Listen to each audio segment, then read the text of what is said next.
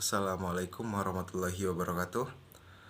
Alhamdulillah, puji syukur kita kepada Allah Subhanahu wa taala yang mana Ia masih melimpahkan rahmat dan kurnia-Nya kepada kita bersama, sehingga saya dan teman-teman bisa melihat video yang saya buat ini.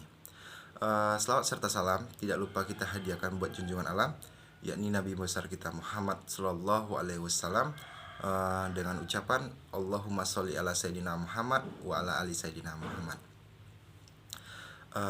Sebelumnya perkenalkan, nama saya Dwi Abimanyu Supriyanto. Saya di sini akan menjelaskan materi tentang kebijakan fiskal. Sebelum saya memasuki penjelasan, saya berterima kasih kepada teman-teman yang telah menyempatkan diri untuk menonton video saya ini. Baik, langsung saja masuk ke slide yang pertama, yaitu pengertian kebijakan fiskal. Pengertian kebijakan fiskal. Kebijakan fiskal adalah konsep pengelolaan ekonomi diperkenalkan oleh John Maynard Keynes, yang kemudian umum dipakai dunia sejak peristiwa depresiasi besar Great Depression terjadi pasca Perang Dunia I tahun 1929. Menurut Keynes, pemerintah suatu negara sebenarnya punya hak mengatur pengeluaran dan pemasukan sebuah negara dengan menetapkan pajak dan membuat kebijakan demi ekonomi makro. Dari segi definisinya, pengertian kebijakan fiskal adalah kebijakan yang diambil pemerintah demi menjaga pemasukan dan pengeluaran negara tetap stabil sehingga perekonomian negara bisa bertumbuh baik. Lebih spesifik lagi, menurut OJK, pengertian kebijakan fiskal adalah kebijakan tentang perpajakan, penerimaan utang piutang, dan belanja pemerintah dengan tujuan ekonomi tertentu. Selanjutnya ada kebijakan fiskal. Kebijakan fiskal adalah kebijakan pemerintah yang terbagi menjadi beberapa kategori. Yang pertama dari segi teoritis. Dari segi teoritis, jenis kebijakan fiskal di Indonesia terbagi tiga, yaitu kebijakan fiskal fungsional, terencana, dan insidental. Kebijakan fiskal fungsional adalah kebijakan yang diambil demi meningkatkan kualitas ekonomi secara makro dengan dampak yang baru terlihat dalam jangka panjang. Contoh kebijakan fiskal fungsional misalnya pemberian beasiswa kuliah, bantuan pendanaan startup, dan sebagainya. Lanjut, kebijakan fiskal disengaja atau terencana. Kebijakan fiskal disengaja adalah kebijakan manipulasi anggaran negara. Fungsi kebijakan fiskal satu ini adalah untuk menghadapi masalah tertentu, misalnya pandemi dan krisis ekonomi. Contoh kebijakan fiskal disengaja adalah alokasi APBN bagi sektor kesehatan di masa pandemi dan relaksasi pajak usaha. Selanjutnya, kebijakan fiskal tak disengaja atau insidental. Kebijakan fiskal tak disengaja yaitu kebijakan berupa penetapan keputusan atau aturan untuk melindungi stabilitas ekonomi sektor non-pemerintah. Contohnya penerapan harga eceran tertinggi. Selanjutnya, tujuan kebijakan fiskal. Setelah membahas pengertian kebijakan fiskal, kali ini kita akan membahas beberapa tujuan kebijakan fiskal diciptakan. Yang pertama yaitu menjaga dan mengembangkan perekonomian negara. Poin pertama, tujuan kebijakan fiskal adalah demi menjaga stabilitas sekaligus mengembangkan kondisi ekonomi negara. Penerapan kebijakan fiskal diharapkan mampu mempengaruhi seluruh sektor ekonomi negara dan memperbaiki masalah di dalamnya, mulai dari sektor korporat, perbankan, hingga usaha mikro. Yang kedua, yaitu meningkatkan kualitas SDM. Tujuan kebijakan fiskal salah satunya adalah meningkatkan kualitas SDM masyarakat, terutama dari segi teknologi dan perekonomian.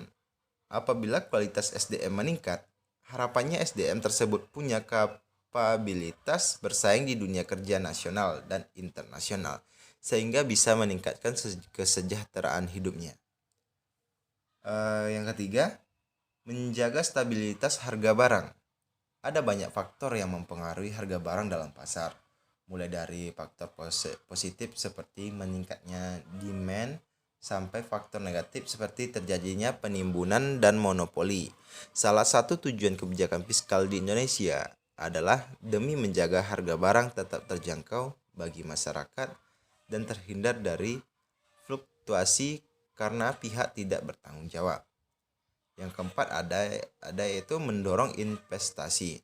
Tujuan kebijakan fiskal yang terakhir adalah untuk menciptakan iklim investasi lebih baik bagi pelaku pasar modal, utamanya investor, sehingga negara bisa memperoleh lebih banyak pendapatan dari pajak usaha.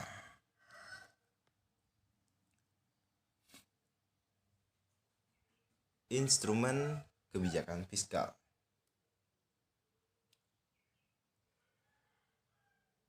Instrumen kebijakan fiskal adalah sektor-sektor yang dimanfaatkan pemerintah guna menjaga stabilitas ekonomi makro negara. Lebih detailnya tentang instrumen kebijakan fiskal di Indonesia diantaranya yang pertama yaitu ada pajak.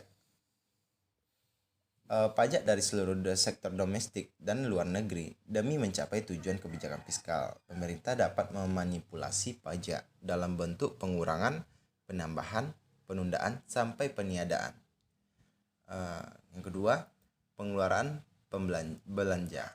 Instrumen kebijakan fiskal berikutnya adalah pengeluaran belanja negara yang juga bisa dikurangi atau ditambah sesuai kebutuhan. Apabila neraca pembayaran negara defisit, maka pemerintah bisa mengurangi pengeluaran belanja di sektor tertentu. Misalnya penundaan pembayaran THR bagi PNS. Yang ketiga, ada obligasi publik. Instrumen kebijakan fiskal yang ketiga adalah penerbitan obligasi atau surat utang bagi warga negara. Berbeda dengan utang luar negeri, obligasi publik memiliki kupon rate atau bonus komisi saat pemerintah mengembalikan pinjaman ke masyarakat.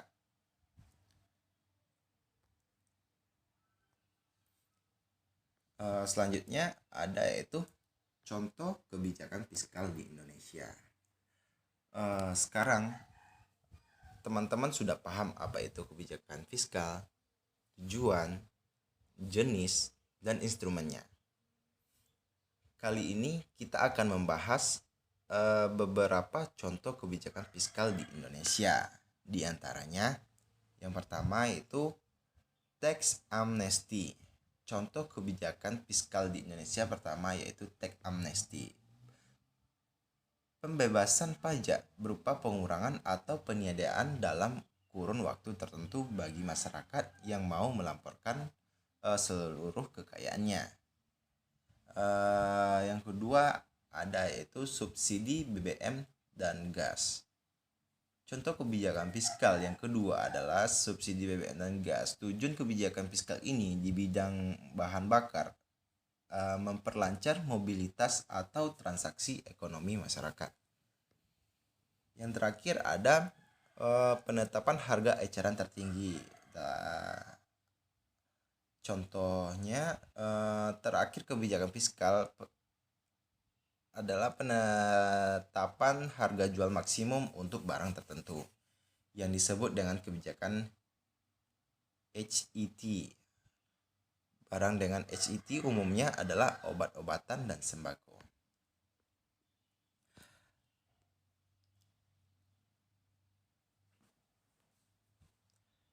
Baik, itu tadi penjelasan dari saya tentang materi tentang kebijakan fiskal. Nah, semoga apa yang saya sampaikan atau apa yang saya paparkan tadi mudah dimengerti oleh teman-teman. Yang saya harapkan setelah saya menjelaskan ini, teman-teman tahu apa itu kebijakan fiskal, apa itu tujuan dari kebijakan fiskal, apa saja jenis-jenis kebijakan fiskal,